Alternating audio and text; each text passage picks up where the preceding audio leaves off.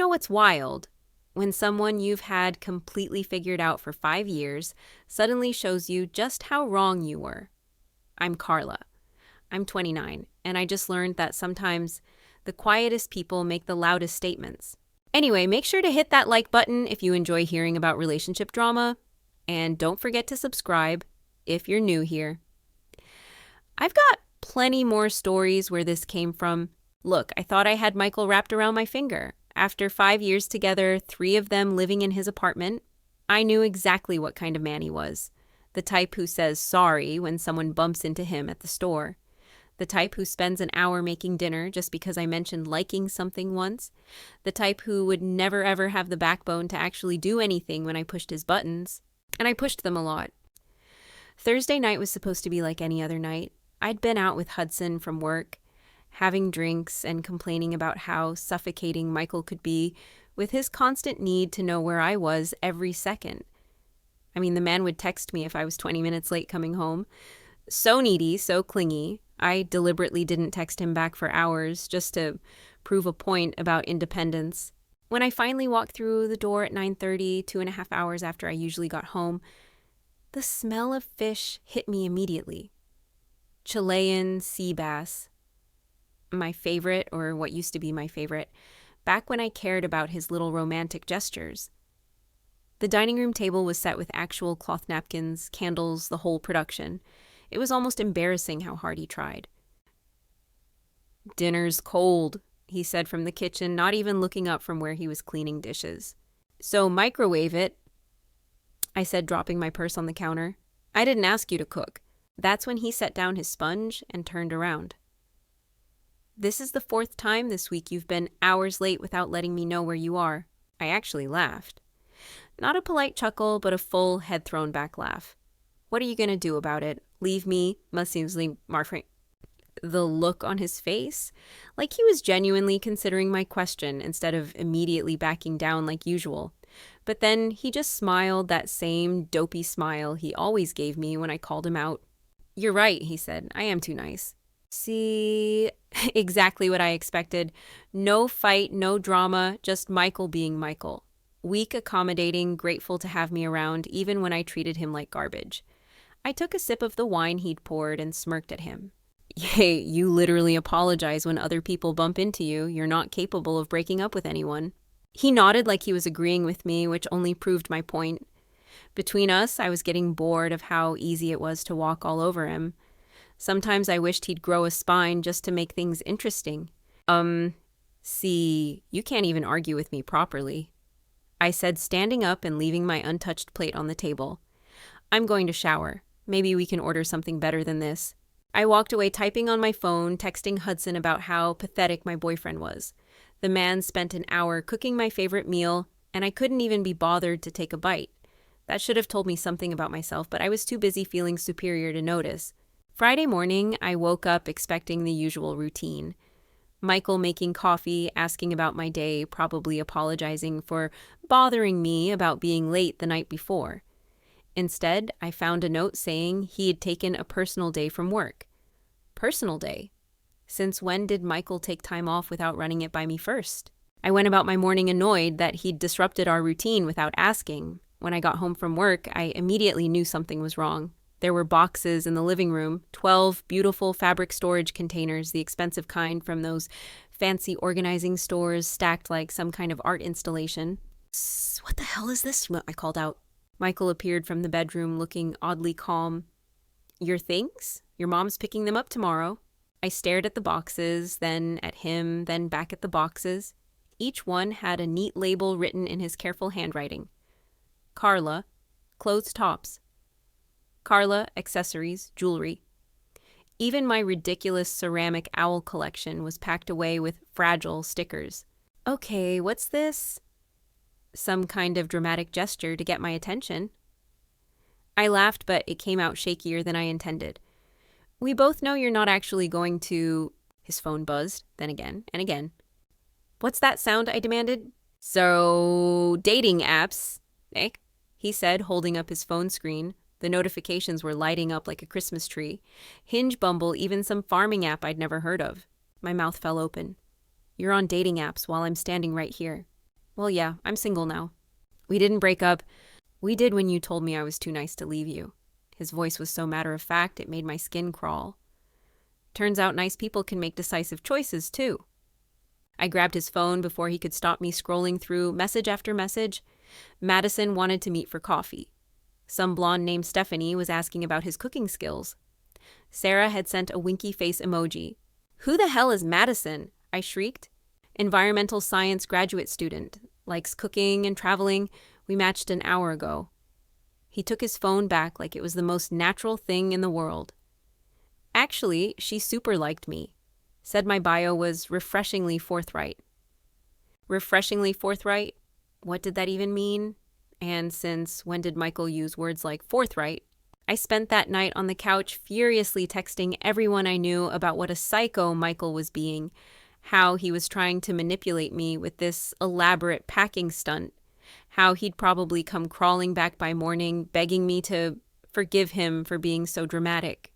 But Saturday morning brought my parents to the door at exactly 10 a.m., and Michael was ready for them with a detailed inventory list and helpful carrying tips for the heavier boxes. Ryan, how lovely to see you," my mom said, giving him a hug that lasted way too long. "You look good. Have you lost weight?" "Just some stress weight," he said, with that same infuriating calm. I watched in horror as my own parents treated him like their son while barely acknowledging me. When I tried to explain that Michael was having some kind of breakdown, that he was being completely irrational over nothing, my dad actually shook his head at me. Saying someone's too nice to leave you doesn't sound like nothing," he said, lifting one of my boxes. "Sounds like you forgot to appreciate what you had." My own father was taking his side. My mother was asking if he needed help with anything else, if he was eating enough, if he had someone to talk to. They were treating me like the villain in my own breakup story. "This is so immature," I hissed as we loaded the last box. "We have 5 years together. You can't just throw that away because of one comment." "I'm not throwing anything away," Michael said, closing the trunk of my parents' car. "I'm just being nice to my future self." While my parents drove away with my entire life in their back seat, I made one final attempt to regain control. "Fine, be single. You'll come crawling back when you realize no one else will put up with your clingy behavior and your obsessive meal planning."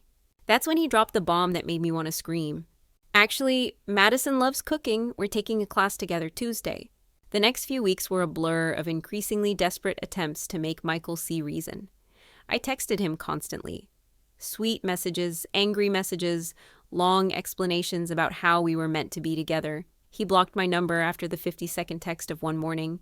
I created fake dating profiles to see what he was up to, only to get blocked and reported every time. I showed up at his work claiming he had my grandmother's engagement ring, which was ridiculous because my grandmother was still alive and wearing her ring. Security escorted me out while Michael watched from the lobby with the most disappointed expression I'd ever seen. The legal threat was my masterstroke.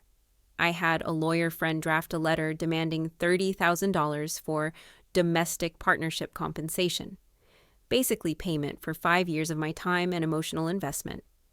I copied my parents on the email, assuming they'd finally see how seriously Michael had wronged me.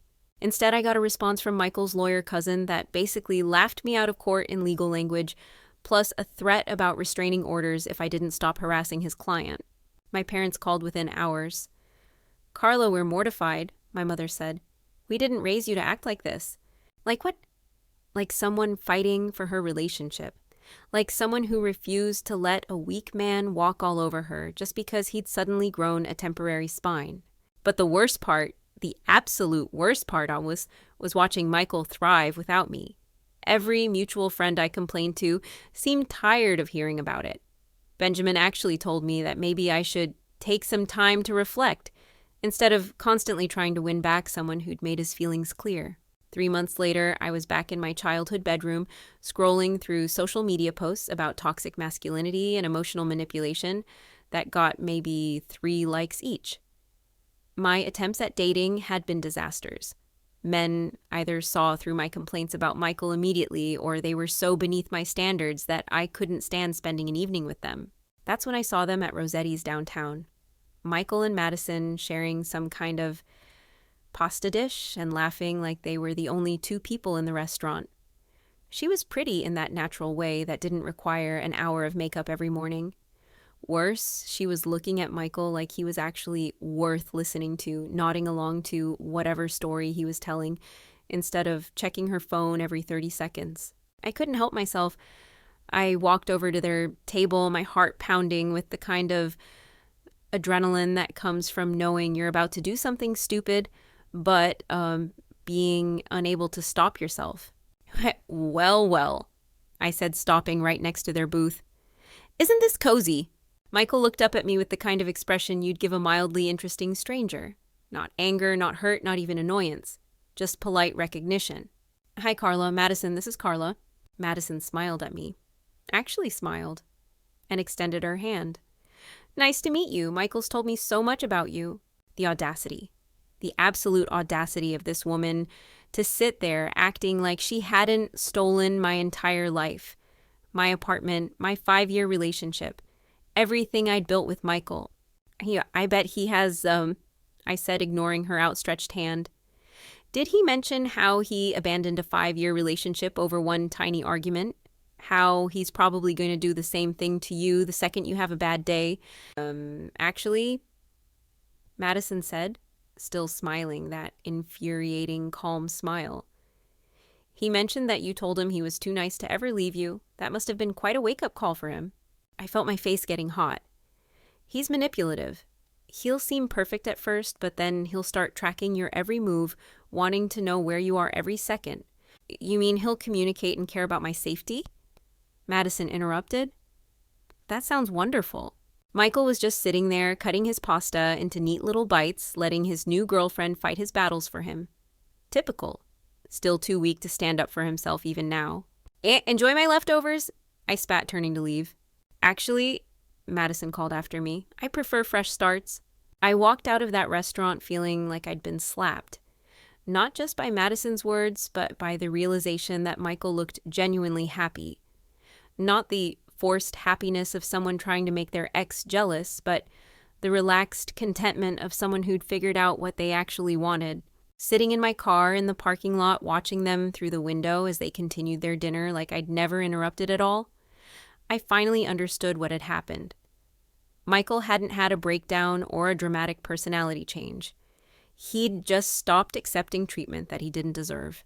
And the worst part, the thing that made me want to scream until my throat was raw, he was right about being too nice.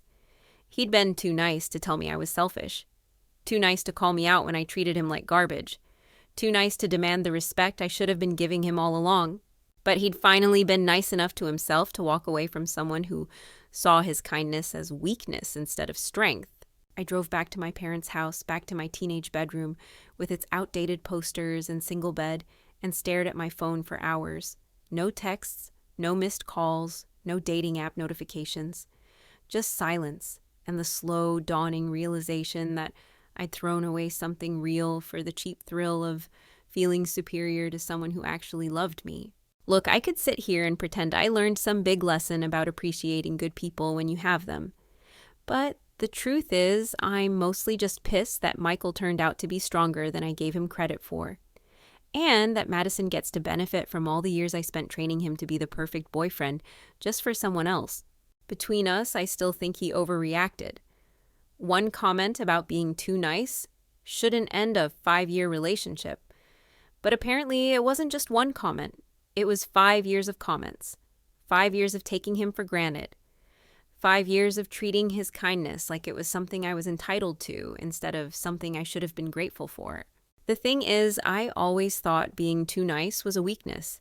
Turns out being nice enough to know your own worth and walk away from people who don't appreciate it, that might be the strongest thing you can do. And now I'm stuck in my childhood bedroom watching Michael live his best life with someone who actually deserves him, learning the hard way that sometimes the nicest thing someone can do is refuse to let you treat them badly anymore.